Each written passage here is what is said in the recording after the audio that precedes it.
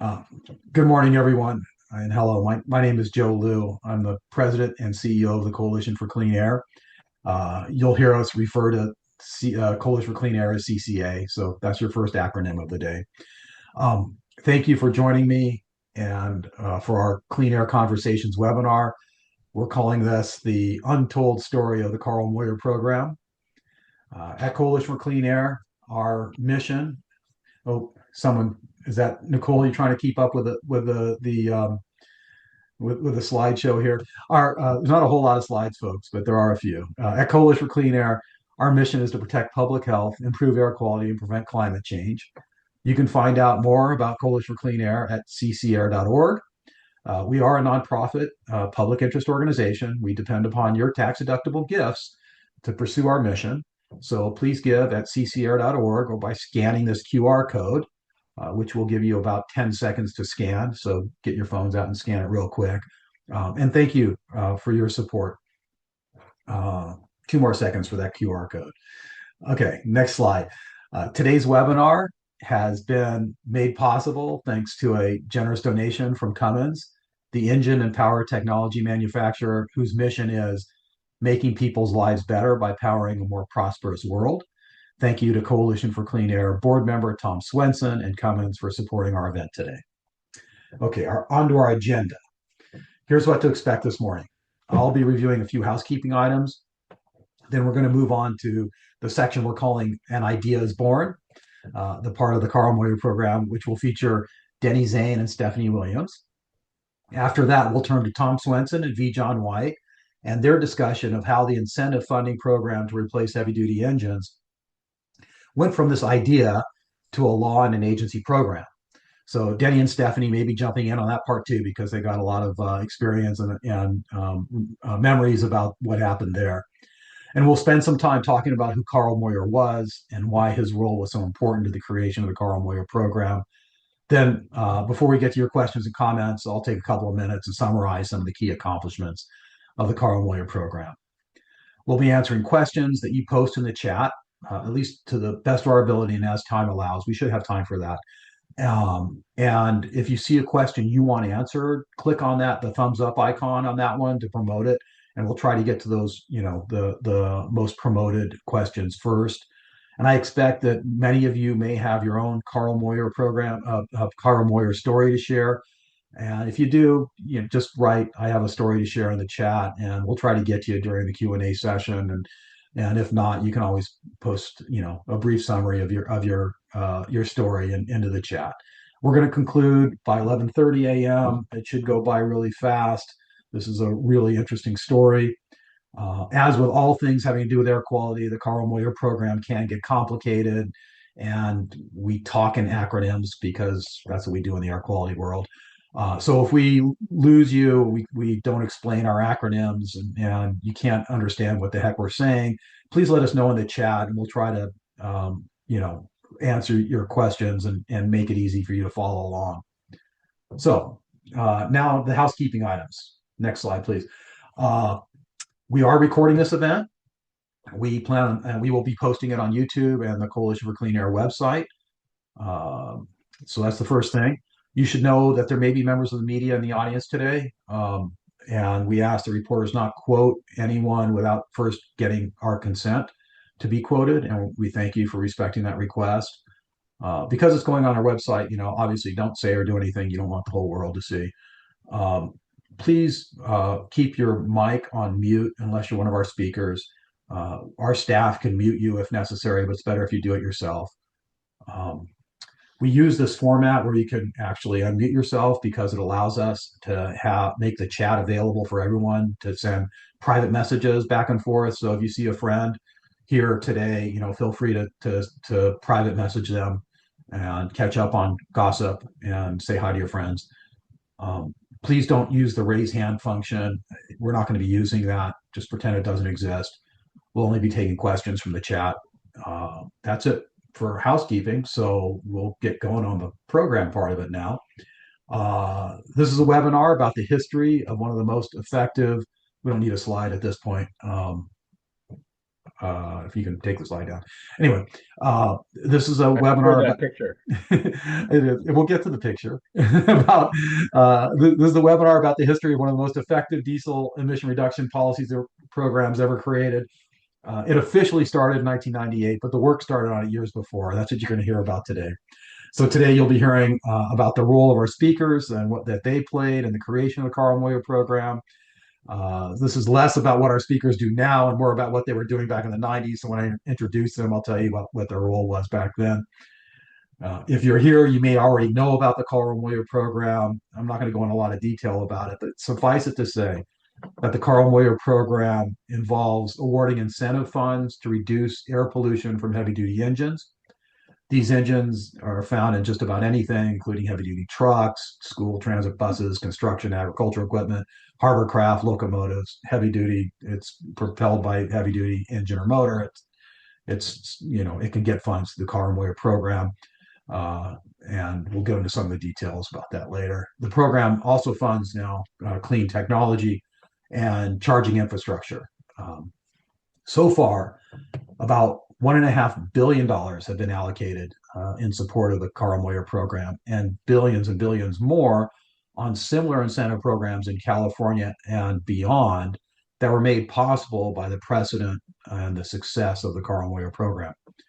So Moyer investments have resulted in tens of thousands of new and cleaner engines and equipment upgrades, and the results have been cost effective air pollution, emission reductions, cleaner air, and improved public health. So let's get to the substance of what we're talking about today. We have four speakers with us. First up will be Denny Zane.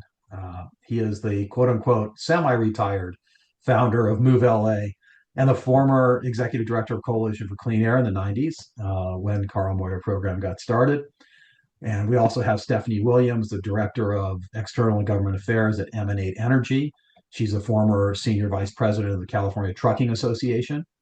And Denny and Stephanie, we've titled this item "An Idea is Born." You're going to tell us about how all this happened. And Denny and Stephanie, if you can set the stage, you know, what was happening at the time back in the 90s. Denny, tell us about the Son of Abramowitz lawsuit and the proposed federal implementation plan. And Stephanie, you can tell us about what was going on with the trucking industry at the time. I'm going to turn it over to you guys, but make chime in with some questions or facilitation at some time. So, Denny and Stephanie, you're up.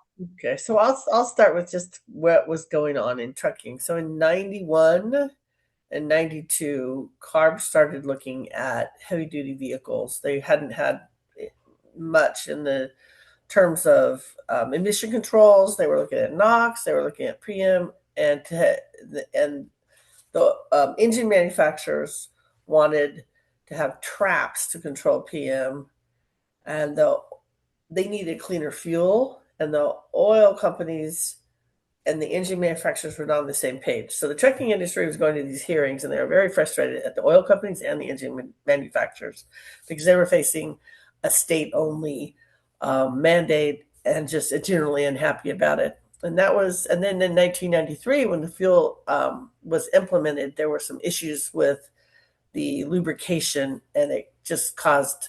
They were more than angry in October of 1993 when there was big hearings on this this program and how it had ruined their fuel pumps, and they suspended the snap idle test to kind of make the truckers a little bit happier, but they were just in generally angry.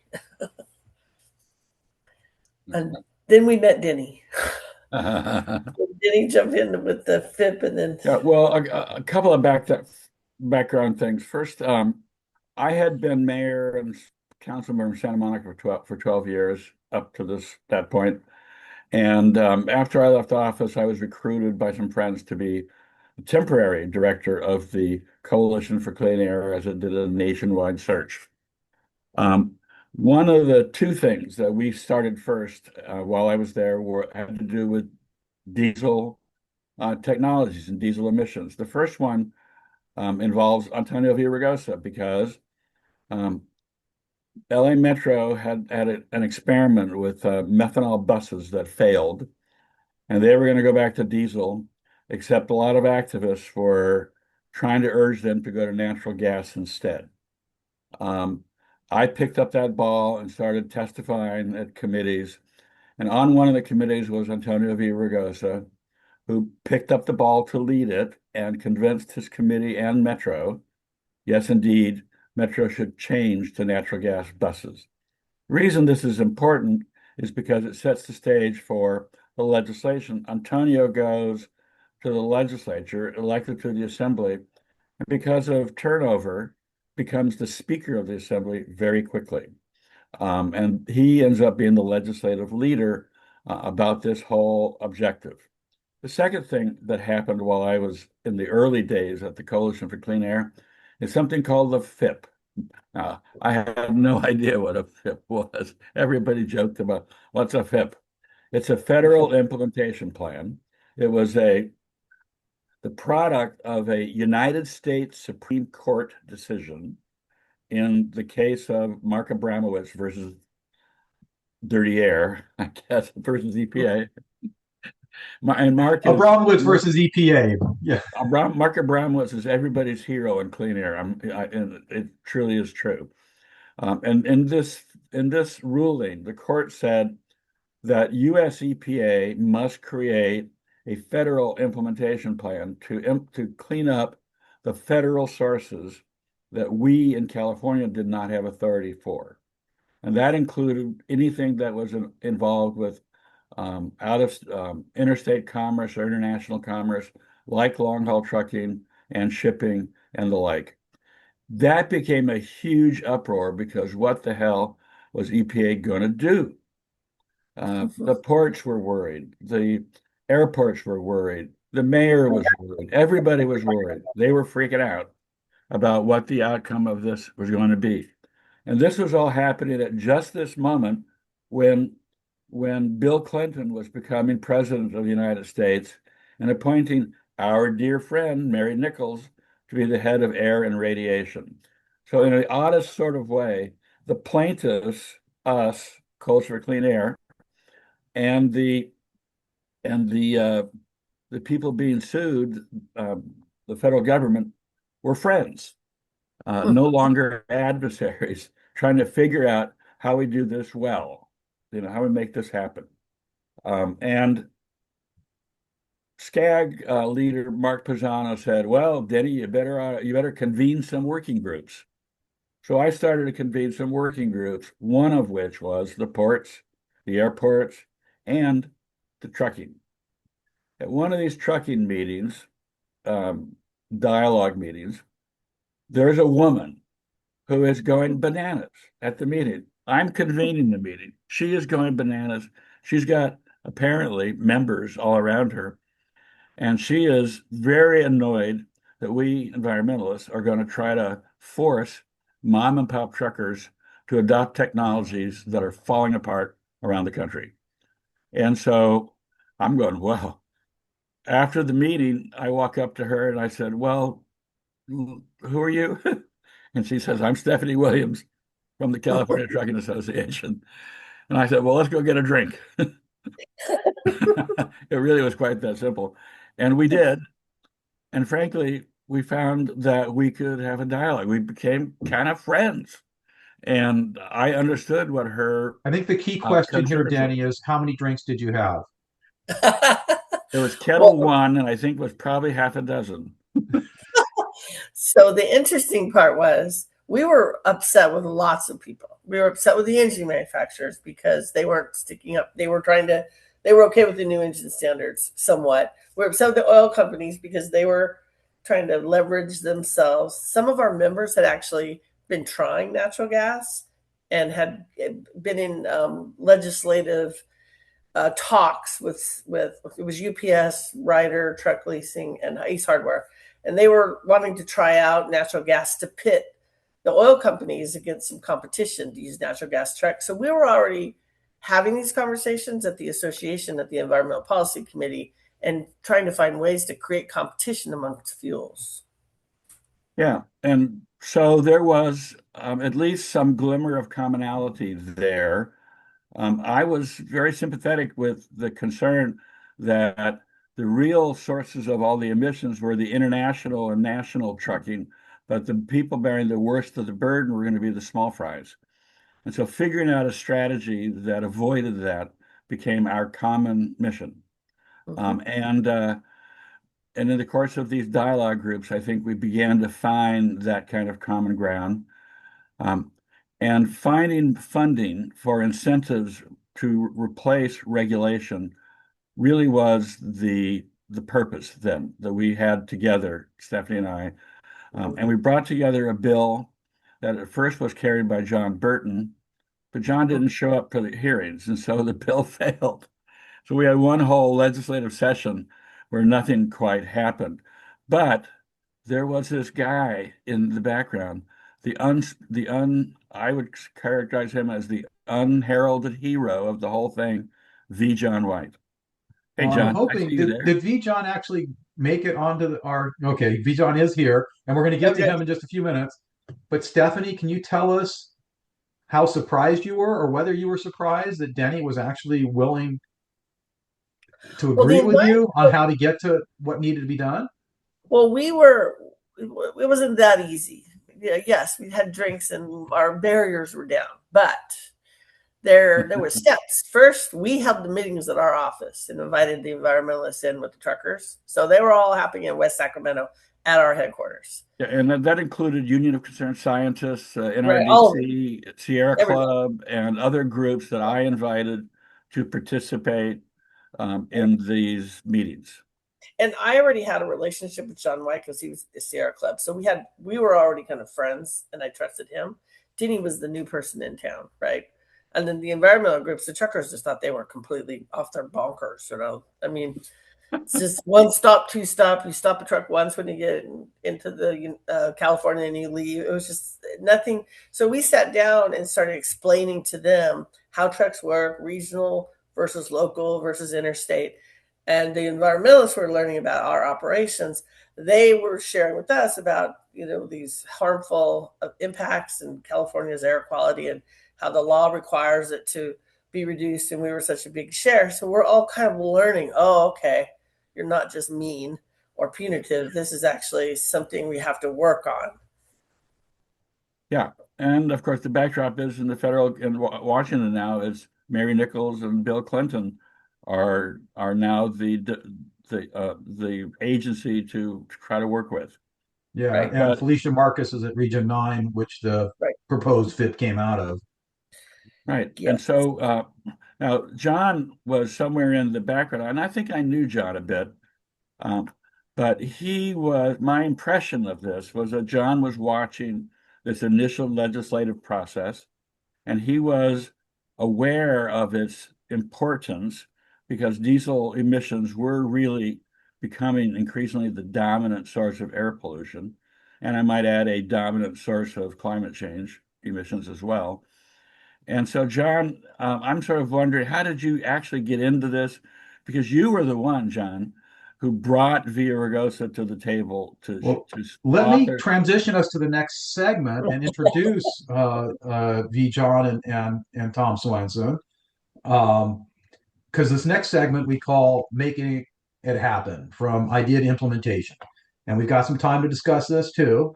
If you could put up the slide of our next speakers, Nicole, thank you for doing that.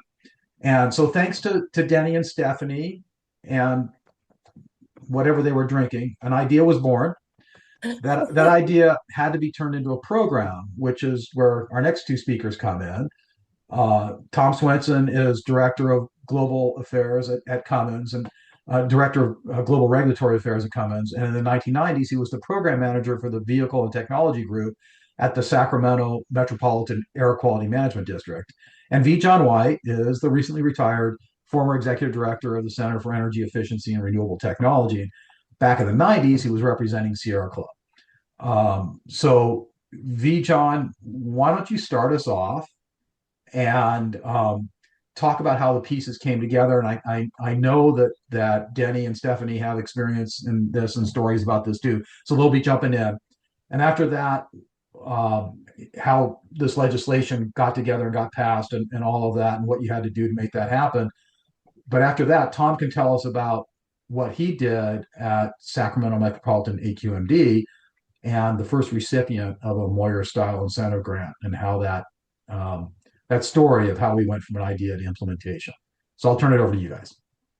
Um, Thank you, Joe, and thanks everyone for listening to me. I have some observation I want to make at the beginning about why this was such a problem. Uh, Diesel engines, by their very nature, are long-lived and do not turn over, and with nearly the frequency of high-duty. One of the ways we cleaned up cars was to turn the fleet in standard type every. Okay, I don't think John's been heard well. Yeah, Vjon, you might need to turn your video off. You're breaking up a bit. Yeah, just turn the video off. That's a good idea. Okay, so the emissions are long-lived. The ability to control, as Stephanie said, you can have technologies readily available to apply with new. But the problem is because the engines last so long, you need to think about if it's not done before. It was enabled part by technology, a deal emission control by and Shanahan was regional director, and a friend of mine, and but the idea for the subsidies was developed by Carl Woodward, which control district hadn't done before. And so we took that application and expanded it into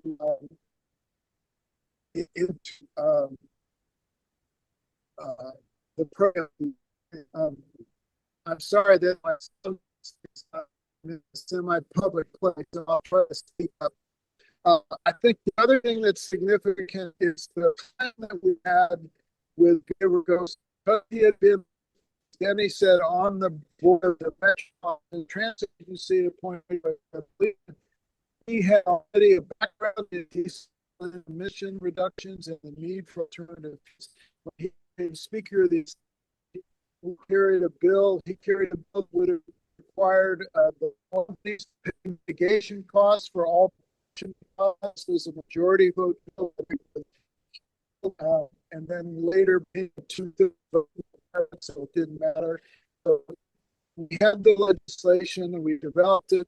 He carried the bill and it was enacted. The other thing significant is Carl was to engage the governor's office right thanks to the 1997. He had just left a meeting with George Wilson, chief of staff, who agreed to it. So Vjon, you're kind of breaking up. We're getting like every third word here. I don't know if it's a mic issue or not.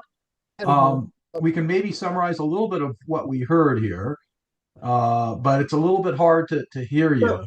No, he was talking about the meetings initially, and how Via Vergosa was a key attribute to this. And John brought Via Vergosa in, he was friends with them.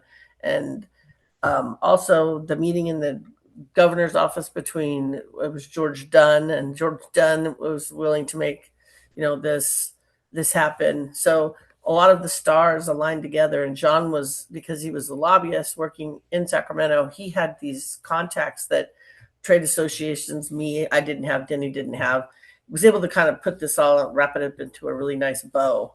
Also, he mentioned Kevin Shanahan, who was the dealership. He's also a CTA member and was in part of this, as were some of the other engine companies. But Kevin was into retrofits too of natural gas, and really, trailblazer and what he was doing. And he was also close with John, and John was able to bring all of these pieces together for Via Vergosa to see that this was cooked and this is something that could happen. And Denny, that's how you remember it? Yeah, yes, and that's why I mentioned at the very beginning that the episode of Via Vergosa being on a Metro board that had to deliberate on whether to go from methanol back to diesel or what. And Mhm. that was where Villaraigosa, I guess, got the experience and the confidence that there were alternatives to diesel that could, in fact, be rolled out, and that there was a real challenge here if you try to make a regulatory thing happen, because a whole lot of this was federally regulated, and the federal government's experience with refined regulation of diesel technologies was very, very limited, and it was potentially everybody was worried. Mayor Reardon at the time was freaking out that this was going to have a adverse effect upon the port economy and the economy of Southern California. And so the whole discussion was really quite high profile, because Well, after that all, it was that the draft federal Supreme implementation Court. plan had come out, right? The Right. EPA had It was issued that draft federal 1994. implementation plan, and it had some really severe things in it, like no drive days. Every other, based on your license plate, you'd get to drive or not drive. And also for the truck, what did it say for the truckers? One stop, two stop in California. You could only stop once or twice in Yeah, California. interstate tracks. Yeah, they were draconian measures, and they were advertised in the paper by the media as draconian. But it brought the truckers to the table. And then don't forget, we felt at the time undermined by the oil companies that fuel had ruined our engines, and then the price went up, this huge amount. So very upset with the oil interests and running bills with the environmental interests, who are our new friends now. So we're running these bills that was So what happens in Sacramento when you show up to a legislator's office with environmentalists in tow from the California Trucking Association? it was a very interesting time, and people were confused. And I think we learned one lesson, that's what we did get a bill, SB 780, through in 19 I think it was 1998 or 1997, Yes. by Senator Leonard. I think John was friends with him too.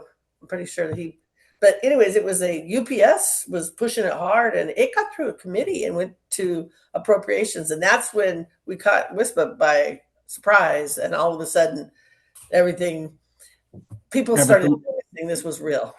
but the linchpin in all this is the man that we are celebrating here today. I mean, John White, no question, was powerful hero, but the big hero in the whole effort was Carl Moyer, Yes. who was working as a scientist and engineer at Accurex International.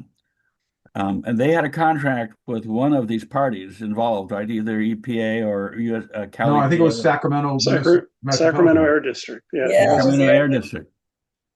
And so Carl was assigned, along with Charlotte Pera, his assistant, to help all of us make sense out of this, because he was the one who knew um, up and down what diesel technologies, the ins and outs of diesel technology, what could be accomplished, what would be a rational way to get from here to there.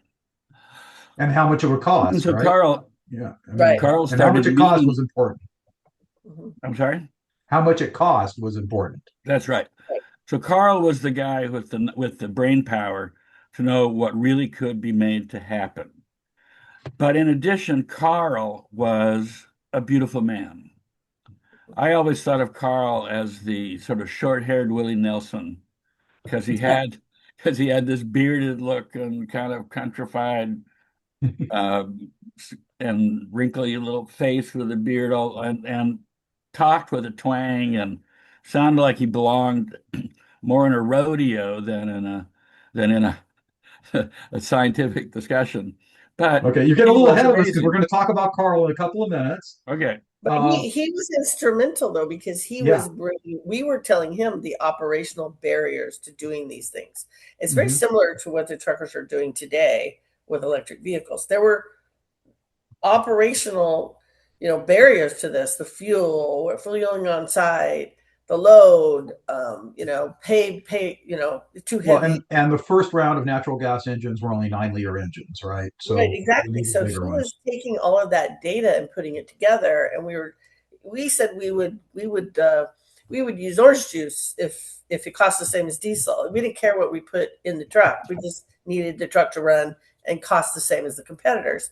Carl was doing a study, and the air district was paying him to gather all this data the truckers were giving him, and the environmentalists were there listening to the barriers and documenting it and putting it together so that this program made sense, that you could calculate with the cost that you have to offset and make these people whole. Well, that's perfect setup for Tom Swenson. So, Tom, why don't you tell us what you were doing at the Air District at the time and how that played out for you? Yeah, so it was so of course Carl and Charlotte, Tim Taylor, Kevin Shanahan, who we got to know because Carl said one of the first things Carl told us when we started talking about this is you guys got to get out of the office and you got to go talk to industry. You got to go talk to the providers, and you got to stop living in your own little bubble. And so we did. We went and talked, with Kevin Shanahan, who was running the Cummins distributor in California. We went and talked to truckers. We talked to Stephanie. And so we started to get an understanding of the operational issues. But the other thing that was going on was Sacramento Regional Transit was also having this methanol natural gas transit purchase debate. And they made the decision to go natural gas. But they did that decision based on support from the Air District. And so we didn't have there was no money back then, right? This was all conceptual, but we said, okay, we'll figure it out. And we gave them, the Air District gave them, it was $1 million, but we didn't have $1 million. So we paid them $200,000 a year for 5 years. So that was the first contract that we did. And when we did that work, Charlotte and I sat down and we figured out the cost effectiveness. So how much did this $1 million buy to put these buses into service? And it turns out it was $10,000 a ton of NOx. So that was actually the first cost effectiveness number. And so then we said, okay, if this is what we can buy, let's just go shopping. Like let's put a program together to go buy emission reductions. Let's not try to regulate. I mean, regulations, a path, but we didn't have time to wait for that. So we put together, I'll say, a pilot program. And this must have been 95-ish. And in 96, I think the emission standard went from 5 grams to 4 grams of NOx. And so in my infinite wisdom as a 20-something-year-old, I thought, oh, well, so it decreased 20%. So we're going to go from $10,000 a ton to $12,000 a ton. And that was actually the first cost effectiveness number that went into the legislation. And we launched this program. We've got Kevin Shanahan in tow. I get a phone call one day, and his shop in West Sacramento has got a truck in it, and the guy needs major repairs. And they pitched this idea of repowering it to a newer engine. So this was all diesel to diesel back in the time. But this guy's interested. He lives in Elk Grove, and for those of you that don't know Sacramento, it's just south of Sacramento. But the guy's very skeptical. He's like, this can't be, like, this is not a real deal, right? It's too good to be true kind of a thing. And so I drive down to his house. I sit down at his kitchen table with he and his wife, and I walk him through this. And I don't know, an hour and a half later, he says, all right, I'm going to trust you. I'll do it. So that was the first project. We repowered that engine, and he went, it kind of spread like wildfire. It's like there's this little community. Next thing you know, he's telling his buddies, and the phone's starting to ring. And this in combination with the policy stuff that, Denny and Stephanie and John were working on, and many others. I mean, John and Carl touched so many people to bring so many people together. It was just amazing. But all this stuff started to coalesce into something that's like, hey, I think this maybe is going to work.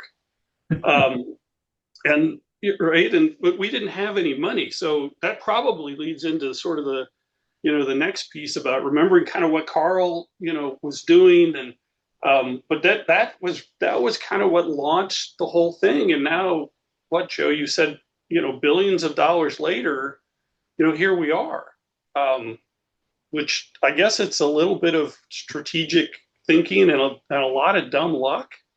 And I think a fair amount of hard work. Like, people really leaned into all of this stuff to try to make it work. And that, I think that was the key, is that everybody sort of put down their barriers cautiously.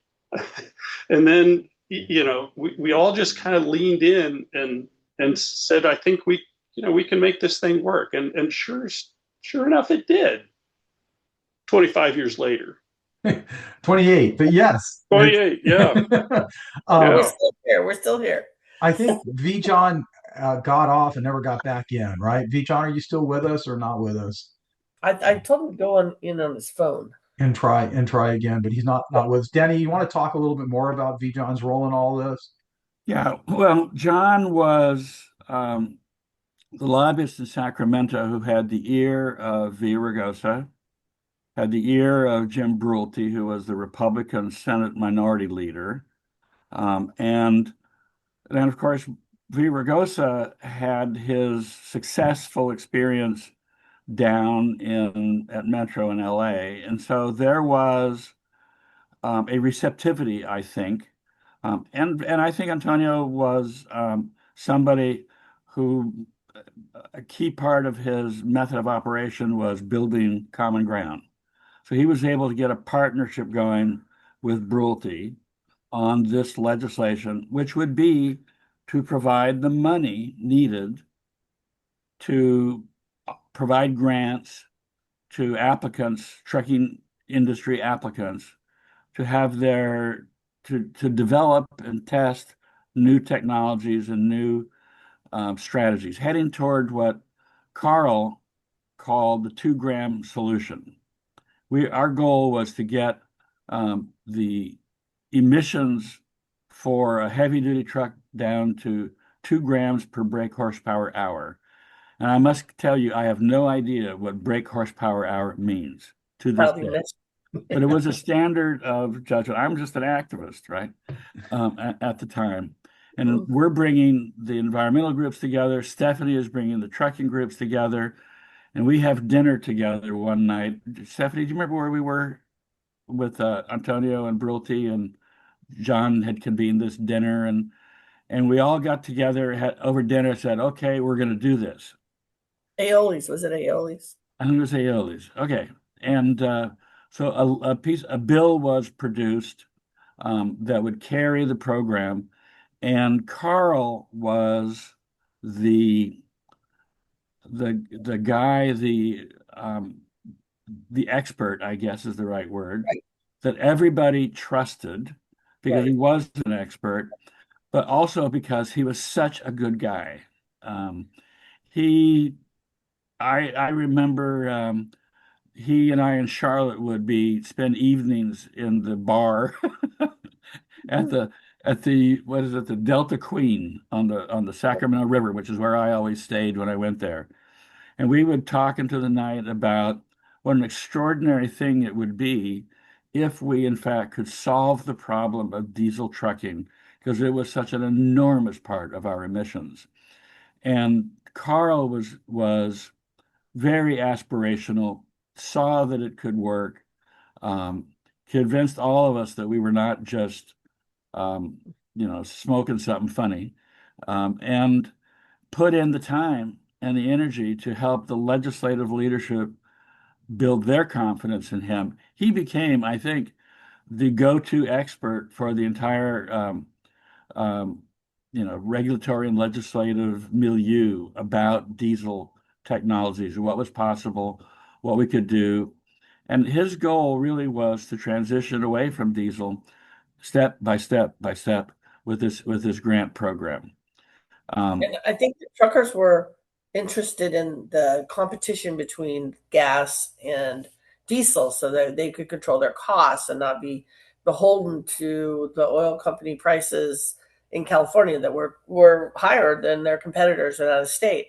And what Carl did that was, I think, brilliant was he took all the data that came together and the operating cost data, and we did surveys with our members, and that was all part of the group.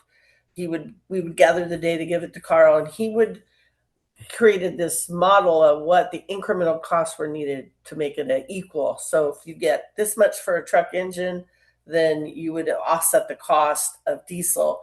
So the trucking company would just, it wouldn't change any of their cost structures. And that's what is now in place for even electric vehicles. That model of what do you need to be whole and with a diesel engine and run this electric vehicle versus at the time a natural gas vehicle, and that was what was brilliant.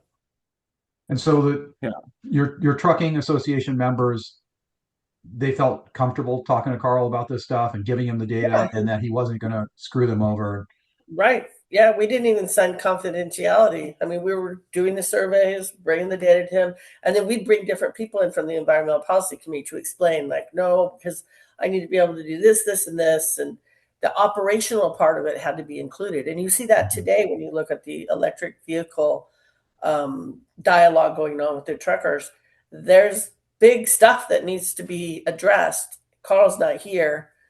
Somebody's got to be Carl for this to come together the way it came together for us. Tom, and meanwhile, on the environmental side, we had Gail Ruderman-Fuhrer from NRDC and Veronica Kuhn from NRDC was working. We had Roland Wang and Jason Marks from the Union of Concerned Scientists, and John representing the Sierra Club. We had the major heavy hitters from the environmental community who were also gathered, everybody thinking like, wow, if there really is a pathway here to rid ourselves of diesel emissions, that's an amazing and powerful objective. I think we know now. Meanwhile, right around the same time, right, California is going through this conversation of whether or not to designate diesel exhaust as a toxic air contaminant. And federal government calls it something different, but California calls them toxic air contaminants. And the reason for that was because the scientists, having studied railroad workers and others, had found that even if you added up the contribution of the 40 different toxic chemicals associated with diesel exhaust and put them into a risk assessment, the risks were actually greater, right? The sum was bigger than the whole of its parts, wherever I got that wrong, but anyway, when they looked at it, they thought, wait a minute, we are not doing enough to protect the public from exposure to diesel exhaust because it needs to be determined to be a toxic air contaminant. And that process was going on. I think that happened in 1998, right? So coinciding. Yes, that was John Freunds doing that. John Freunds leading the scientific advisory board to make that happen. Old guys like me might remember John Freunds, because John Freunds was one of the Chicago Seven that was at the Democratic National Convention demonstrating against the war in Vietnam. And he was one of the guys who went on trial with Tom Hayden and, other defendants. But he was really a scientist. And he ended up at UCLA, Department of Public Health, establishing the Southern California Particle Center, doing enormous amounts of wonderful research. Never had a conversation with John Freunds where I didn't learn something incredibly important. And he led this process in California to determine diesel exhaust would be considered a toxic air contaminant between the California Air Resources Board and the Office of Environmental Health Hazard Assessment. So we were learning more about the toxicity of diesel exhaust, the need to reduce and eliminate diesel exhaust wherever possible. But getting back to Carl Moyer, Tom Swenson, I know you have some favorite Carl Moyer sayings and lessons that he taught you. You want to tell us about some of those? Yeah, I do. So Carl's wisdom, and Denny's right. He was just such a good guy, but quiet and reserved. And so he told me lots of stuff, most of which I didn't capture and should have. But a couple of things that have always stuck with me was he used to always say, "Give away the credit and take all the blame." Now he had his twist because he was a contractor or a consultant, so he always say, whoever I'm working for, if they screw up, they blame me. But the core message really was, to me anyway, was to be humble. Um, and then the other thing he used to tell me, because I probably did do this way too much back in the day, he said, you can never learn anything if you're talking. And so, right, I mean, it's just a great lesson to say you got to listen. You got to listen to people and hear their concerns and understand their perspective. If you're just talking at them, that you're not going to, there's no knowledge transfer. Mhm. There was one time when Carl invited me to join a book club meeting that he had convened, a regular book club meeting about the great philosophers. Carl was convening book club meetings about Socrates and Plato and Aristotle and whoever else that were the great eminent philosophers of Western civilization, I guess. And it was such an idiosyncratic kind of thing. He was so much fun to work with, so much fun. I think And his value to the group, because this was a large group of environmentalists, of trucking companies, of a lot of the agencies started coming to these big meetings we had, gathering data and talking about how we could level the costs to make things equal with the current technologies. But I think Carl's ability to listen to the truckers, take their data, and hear them and acknowledge that they were in a competitive bad place and it needed to be fixed was important. yeah, he was the grand interpreter of everybody involved in this dialogue. Mhm. Um, and the legislation passed. Where are we in the program here, Joe? We're in the talk about Carl part of the program. Okay. So, but it was every year we had to go back at it, and that gets old. So it was a budget item every year. We had to go figure out where we were going to get in the budget, beg the governor's office, be part of the budget package. So it was a very big lobbying exercise, and that wasn't going to be durable. And so, and this is the part where John needs to explain what happened. I'm going to try, but I wish Yeah, to John get was. the continuing appropriations and Yeah, and he real money explained into the program. how it was George Dunn's last year at the governor's office, I believe. And there was some other fees that they redirected. And I think they might have been stormwater and some kind of a transportation fee. But Vehicle license fees, maybe, right? that was, yeah, exactly. But there's two fees that they permanently redirected towards this program. And that, when it became Tire a, fees and vehicle license fees, right? Wasn't it? I believe so. I Yeah. will have to correct it and put it in the bottom. This is John's part because I think John's the one that pulled this up. But what happened was they redirected it and gave it a funding source forever, and so we didn't have to go back in the budget every year. And that once you have something structurally, pardon me. Oh, sorry. So yeah, once they had permanent funding, then it was completely different. That's when things really started to take off. Yeah, it really Well, started to roll once we got that permanent funding because it was sort of fits and starts there for a bit. Mhm. Yeah, it was every year we had to go through a budget process, and it was a little bit or a lot, but it was every year. and when the initial legislation in 1998 or 1997 happened, right? I think it was 97 or Yeah. 98. Um, Yes. I mean, the tragedy struck, right? So, Denny, you want to talk about the timing of that, or Tom, or Stephanie? Um, I think it was 97 that Carl died. It And was then late 97. It was after the yeah, bill had been signed into law in September 97. It was I think we ran to build it next year and named it after him.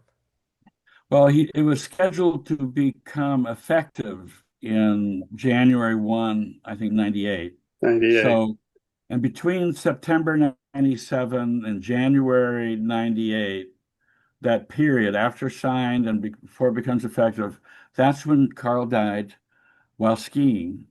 Was he at Mammoth? Where was he skiing? He was cross country skiing. He was up in the Tahoe area when it happened. But yeah, they went on vacation and he had a heart attack while he was cross country skiing. Yeah. And it was a tragedy, but it was also a kind of I hate to be well, were someone to choose when they would die after their greatest accomplishments while skiing seems almost poetic, frankly. Um, But and the book so was named after him then. We need to then go the back. governor, so in that interim time after he was died skiing, the governor, there had been an election, I guess, and the governor was changing, and so the governor had the authority to name the program after Carl. Mhm. And I remember very well, we were all at a ceremony about this all, and it was, it was one of those things that was just both super lovely and super sad at the same Mhm. time because so much of great. I mean, you all have to understand just how important a breakthrough this was. We are not there yet. I mean, we still have a lot to do about diesel trucking and shipping and what have you. We're getting to the edge where zero emission shipping and trucking will be possible um, on a grand scale. When we do that, that will be the breakthrough, certainly in clean air, but also huge breakthrough for climate. And it really right now is fundamentally an infrastructure challenge, investing in infrastructure. Carl and his efforts taught us all that sometimes investing makes a lot more sense than regulating. And I think we've learned that with respect to this technology, and we're almost there thanks to Carl. We're getting a correction from Sybil in the chat that the obituary says that he died while skiing near Salt Lake Salt City. Lake City. Well, So that could it's be. yeah. I mean, look, we're looking back a lot of years, so some of these memories might not be Yeah. 100% accurate. Uh, So if we look at where we are today and faced with it's the same problem, but just cleaner technology, and we were looking at fuel changes back then. This is a fuel change. We were looking at infrastructure back then because natural gas had the same infrastructure. Truckers have their fueling on site, so getting natural gas on site. There were infrastructure issues that had to be dealt with. There was technology risk.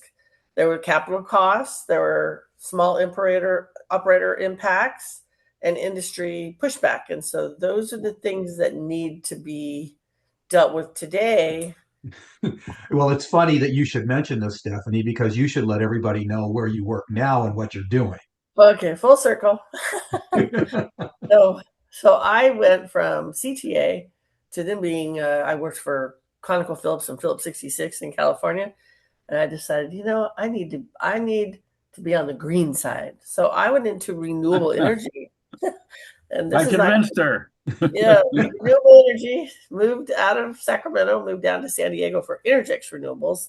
Then moved out to New York for Rev Renewables, and then a company, Goldman Sachs Renewable Power, spun off, and they hired me at Emanate Energy, where I work now. And we have this interest in heavy duty vehicle charging. So we joined CTA, and we're members, and we've been working with these fleets trying to create business opportunities where we build heavy duty charging hubs, and they're shared hubs, and then they can be an anchored client and fuel their trucks there, and then we'll go market the other half so that we can get other trucking companies to fuel. And while Denny is no longer with Coalition for Clean Air, Coalition for Clean Air has partnered with Stephanie and Emanate Energy to site and support the creation of a heavy duty charging facility in Southeast Los Angeles near the rail yards, where they need it the most. And so we're working on a project together right now.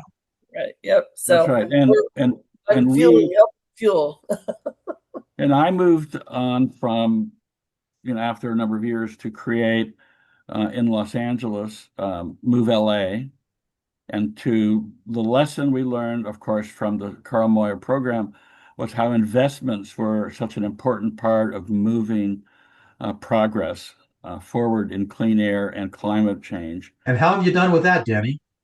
Well, we started with Measure R in 2008, half-cent sales tax for transportation.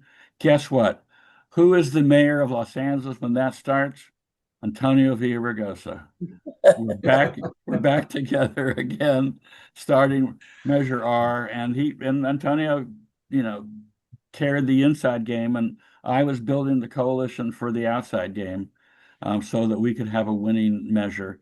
And So we can it worked. directly link the fact that we have a light rail system, a functional light rail system in Los Angeles region, thanks to what happened at the metro originally, right, with alternative fuels, then with the Carl Moyer program in Sacramento, and then back to you founding Move LA and thinking we need incentive money, we need money to make this happen. Well, I would go back further. I would say this goes back to Mark Abramowitz. Yeah, Mark Abramowitz's, signature two pieces of legislation for the Coalition for Clean Air lawsuits. Yeah, well, no, lawsuits no. on We have federal to admit legislation. the Coalition for Clean Air was not smart enough to join the first lawsuit, but we were smart enough to get involved in the second lawsuit. Right, that drove all of this forward. And then, the process of coalition building and learning how to use public money effectively. And I would say certainly that in Los Angeles, the Measure R, Measure M building of the transit system here, including the subway extension, which was Villaraigosa's dream as a candidate, the subway to the sea. And that's going to have stations opening this year along Wilshire at La Brea and Fairfax and La Cienega. And there's going to be an aerial people mover operating over LAX. It's already up there in the sky. You can see it, all of which was funded by Measure R and Measure M, which again, there's a sort of what goes around comes around outcome here. And it's including Antonio, of course, who as mayor started the first measure. We went on to do three affordable housing measures also that together are about $1.5 billion a year for affordable housing and prevention of homelessness in LA. Well, that stuff is just starting. Those measures were like 2022 and 24. So things are starting to happen with that funding of Well, great consequence. yeah, let's talk about a little bit of the accomplishments of the Moyer program. Get back to that before we get to the questions and comments and discussion part of this with the audience. So, as I said, more than $1.5 billion has been awarded since the inception of the Carl Moyer program in 1998. More than 72,000 engines and pieces of equipment have been upgraded, retrofitted, or replaced through the Carl Moyer program. And the emission reductions secured through the Carl Moyer program are considered permanent, surplus, quantifiable, and enforceable. Now, that means that the benefits are going beyond the regulatory requirements and they are creditable under the state implementation plans. I'm not going to explain what the concept of a SIP creditable reduction is, but you may already know this. It's really helpful when local air districts in the state of California are trying to convince EPA that they have viable plans to come into compliance with federal clean air standards, and we don't get those federal implementation plans with all those horrendous, really burdensome requirements imposed upon us. And Moyer spawned a variety of clean technology incentive programs with several billions of dollars going to reduce air pollution from heavy duty trucks, buses, light duty vehicles, and off road equipment. This list here on this slide, that's California only. The billions of dollars that California has been invested. When you go nationwide, it's billions and billions more. So the Moyer program has also helped to accelerate the use and development of clean heavy duty engine technology, making stronger regulations possible, but also making it possible to actually have alternatives to diesel. And since 2001, there's been a requirement that at least 50% of the funding go to the most polluted and low income communities. Coalition for Clean Air, thankfully, had something to do with that requirement. Air districts have consistently exceeded this mandate. And so those who benefit most from this program are those who need it the most. And perhaps most miraculously, the Carl Moyer program has managed to get the California Air Resources Board and 35 of California's local air districts to work together, to cooperate, and to agree on something for once, to get us to clean air. So that's a summary of the accomplishments of the Carl Moyer program. Obviously, we thank V, John, Stephanie, Tom for their roles in this, and Carl and Charlotte Para and everybody else. But we have some time for questions and comments, and I I'd like think to add one thing sure, before you go. absolutely. Me So too. One last thing. one of the byproducts of this experience with clean air and diesel in particular, I've always maintained a high level of interest in trying to address finally, once and for all, the challenge of diesel emissions. Um, so one of the ballot measures that we at Move LA convened, became Prop 30 statewide, and it was a tax on people with incomes over 2 million a year to raise $4 or $5 billion to invest in zero emission everything, including and in particular heavy duty trucks and vehicles. That measure would have generated 4 or 5 billion a year, but it failed at the ballot. I won't go into exactly why, but the mission of having another ballot measure, like what we've done with transit and affordable housing, is Move LA's still strongest imperative. When Joe talked about how I had semi-retired earlier, the semi in the retirement is because my personal mission now will be to create ballot measure strategy to raise more than $1 billion a year for infrastructure for heavy duty vehicles, so that the zero emission opportunity we do have that Carl really led us to can be fully realized. Okay, Stephanie. And I just want to point out, ARB used to be command and control only. They did not believe in incentives. It was command and control, it's not all these things. This program changed their position on this. And now you're looking at a different way that they look at regulations. So I think that's really important. Yeah, and not everyone thought that was a wonderful idea, but it turned Oh, out to accomplish a lot. Jordan, do we have any questions or comments that people are particularly interested in hearing? Not yet. If anyone wants to send some questions in the chat, now's a great time. Okay, great. I know that, I mean, I saw some things. I can't read the whole chat because I'm trying to concentrate on this, but I saw that there was Alan Shafter saying he was with the American Trucking Association at the time in the 90s. And he remember talking to EPA about the FIP. So he's no, I commenting remember here. that. That was great. Um, so anyway, if you're still with us, you want to jump in, feel free. Anyone else have any stories about Carl Moyer or Well, I experiences think with the, there is. I think one of the things to close the loop on the FIP was that um, the Federal Clean Air Act was amended to eliminate the the FIP option going forward in some regard. So our tools then became more precise but more limited because the federal government was not going to intervene more directly. So California, I think, has been largely on its own since then. And these Carl Moyer programs are really the programs that have moved this whole ball forward for interstate, international trucking and shipping. And that is a profound impact. Carl, up in heaven, thank you. and Tom Swenson, you changed jobs too, right? You started off at the Air District, which is the regulator, and now you're with the manufacturer with Cummins. How does the Moyer program work from the manufacturer standpoint now? Yeah, right.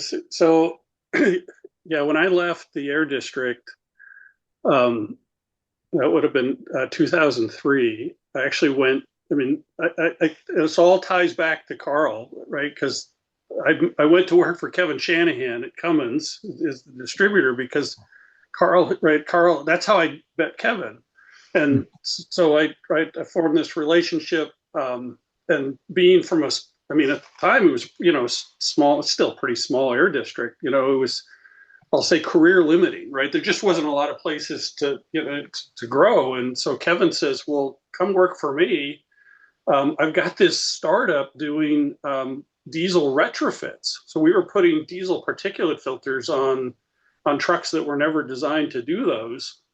And it was all around, right, getting the particulate levels down. It started with the Port of Oakland, the Port of LA, and Long Beach, and then it just expanded from there. And so we did that for 10 years because there was that big retrofit requirement that California had.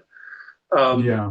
And And then there were questions technologically about whether you could regenerate the filters, whether they would work, all that the stuff. cost, whether the Yeah. back pressure would ruin your engines, all that stuff, right? All that stuff. Well, and it turns out putting a filter on a diesel engine is the great equalizer, right? Because it doesn't it was almost, to me, it was like the first version of smog check or maintenance requirement, because if you didn't maintain your engine, you were going to plug that filter. Ah, So it actually had this sort of side benefit, right? And then when that work ended, I've transitioned, through some of the Cummins systems, doing natural gas work and sort of landing back on the regulatory side. But yeah, on the flip side, but it's super, right? These incentives are super important because it allows us to bring product to market that otherwise wouldn't be affordable. It gets back to Stephanie's point that, these trucking associates were, the truckers, I've not really found most of them to be anti new technology. They're just like, it's got to work financially. Like this is a business for me. And so if you can make it pencil for them, and it's reliable and dependable and all those sort of side important things, they're not against this at all. I mean, I haven't found any trucker to say, I don't want to do this. It has to make sense. yeah, Right. yeah, right. So it's all, especially on since one a level, lot- it's all about that money part of it. But let me just make sure that people understand that Cummins still makes a lot of diesel engines, but you have been able to meet all the requirements of the cleanest diesel engine requirements. You make natural gas heavy duty engines. You have a fuel cell for heavy duty vehicles. You have an electric motor that works in heavy duty vehicles. So you have created a whole array of options for people to clean up their fleets. Yeah, And Denny was talking about our goal to get to 2 grams of right, you're NOx. now at what point? And now we're at 0.2, right? Right. Headed to 0.035. I mean, we've moved from talking about in grams to talking about in milligrams. So the technology evolution over the last 30 years has been just amazing too, on our trek to zero. On the emission inventories, at least in Los Angeles region, which I'm most familiar with, you have seen the truck emissions going down consistently, and now the ship emissions are taking over as the largest single source of NOx emissions, which is the precursor to smog here in the smoggiest air basin in the country. well, even And so you see the zero whole dynamic emission, change in the inventory. Go ahead, Danny. even zero emission trucking technologies are near-term foreseeable. They are, battery electric and fuel cell powered trucking and shipping from the point of view of the vehicle operator are workable.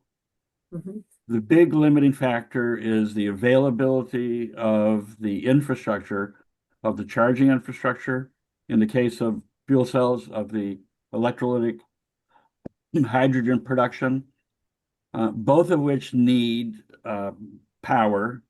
And so the 3 things I think that we need to be thinking about doing, the lessons that Carl taught us, the inspiration, the pathway he helped put us on, heads towards zero emission shipping, trucking, and all of it, if we find a strategy to invest in the infrastructure, to power, to charge, and to do the electrolytic hydrogen and so on.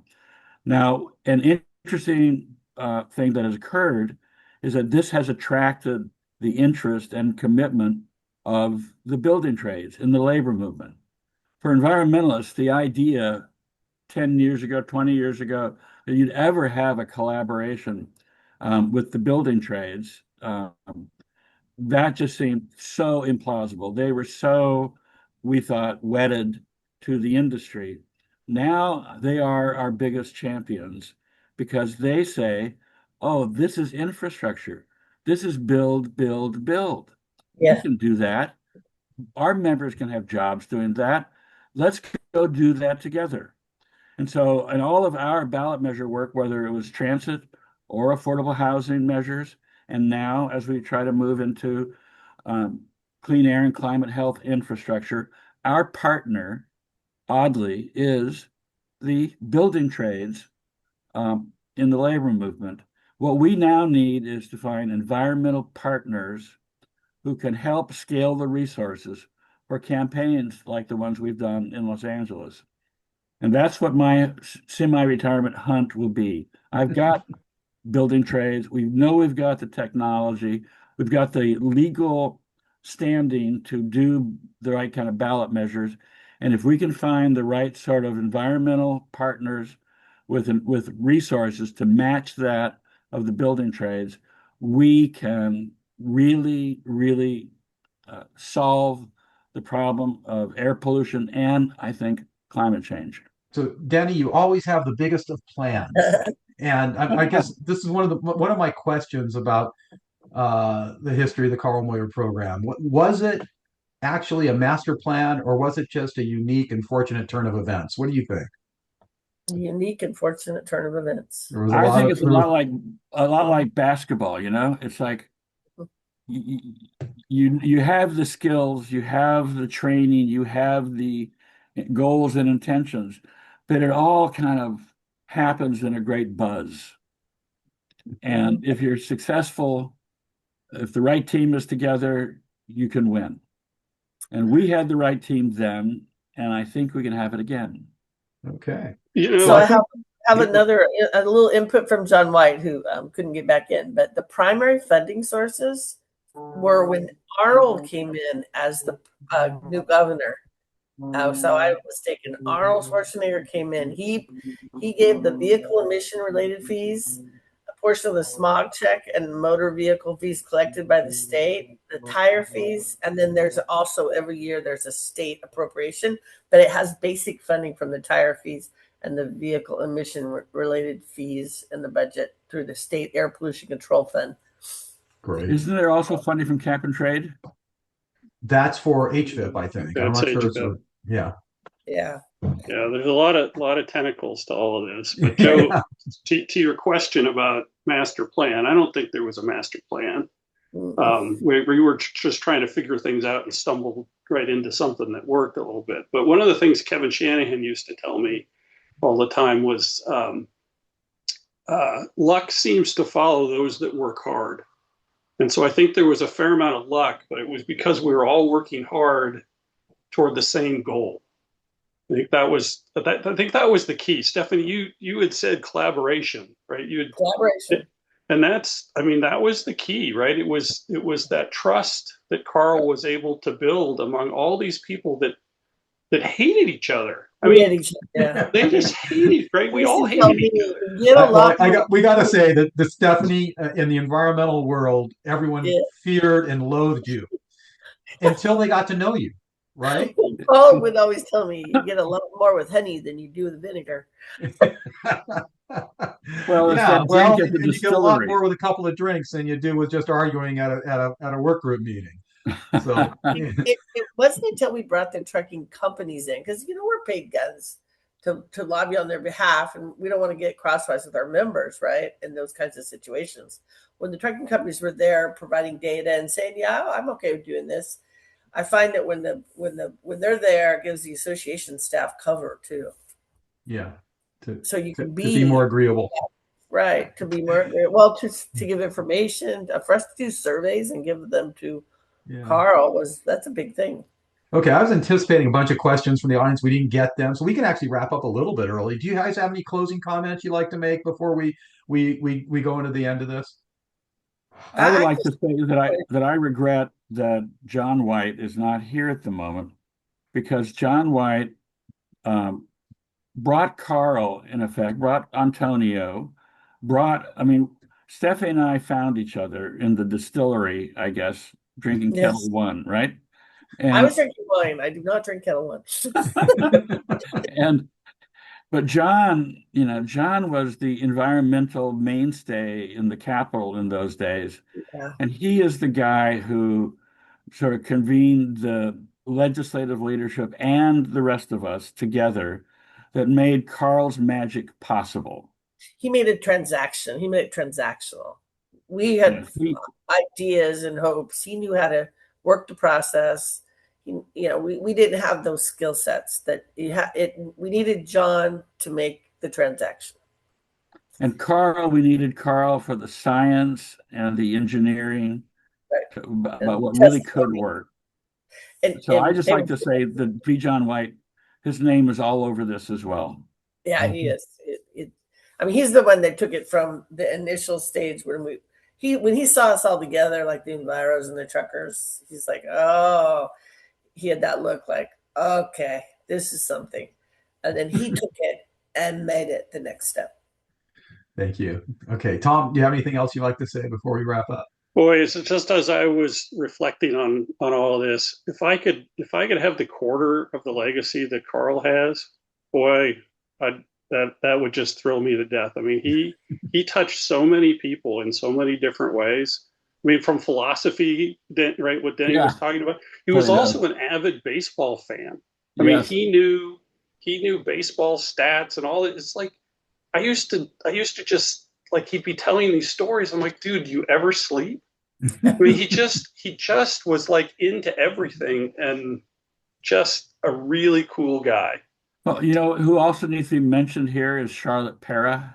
Yeah, Charlotte Para was, his assistant, I guess, at the time, but more like sidekick and helpmate. And, they figured it out together. Charlotte went on, if I have this right, to become the head of the executive director, CEO of multiple environmental foundations and organizations, Climate Works, Energy Foundation, Bezos Climate Fund, is now at Stanford. She has had worldwide impacts with the work that she has done. Again, coming from Carl Moyer plan and all that work that we did together. Thank you. Okay, well, we're going to wrap this up, and I just want to say that I appreciate the opportunity for you to share this story about the Carl Moyer program because so many lessons came out of it. Not the least of which was, the people you think you're opposed to, may not necessarily be opposed to, and the team effort it takes to get these things done, the key role that people can play, the attitude that you need to bring to finding solutions and making them happen. So thank you to our speakers, Denny Zane, Stephanie Williams, Tom Swenson, and V. John White. Thank you to Cummins for their support. Thank you for my staff members, Jordan Brazil and Nicole Roberts, who behind the scenes are doing everything to make this actually happen. And really appreciated the work that you do to do that. Thank you for your attendance and for supporting Coalition for Clean Air. I want to let you know we're hosting our annual Toast to Clearing the Air event at the Sutter Club in Sacramento on March 25th. I'm sponsoring. Be there. Join us there. You'll meet several of today's speakers in person. If you go, you can sponsor or buy tickets by going to our events page at ccr.org.